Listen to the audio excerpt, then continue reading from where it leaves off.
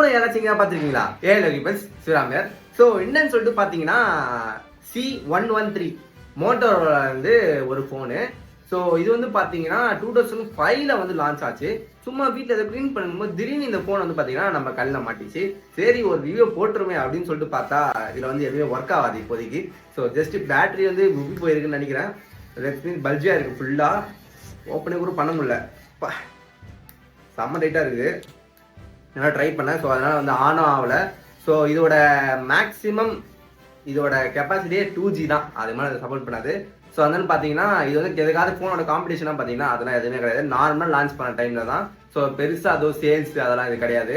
So ஒரு மாதிரி நல்ல ஃபோனு தான். ஏன்னா அப்பயே நோக்கியா வந்து கொஞ்சம் டாப்பில் இருந்ததுனால கொஞ்சம் வந்து இதெல்லாம் வந்து ஓடாமல் போயிடுச்சு. ஸோ இந்த ஃபோன் வந்து என்ன வச்சிங்கன்னா வந்து 1 lakh தான். ஸோ சும்மா சொன்னேன் பண்ணிதான், வேறு எதுவும் கிடையாது. ஸோ சேல்லாம் கிடையாது. சும்மா இது already second hand market 1500 to 2100 அப்படியே கிடைக்கும் உங்களுக்கு. நீங்கள் வேணும்னு நினச்சிங்கன்னா வாங்கி பார்த்துக்கலாங்க.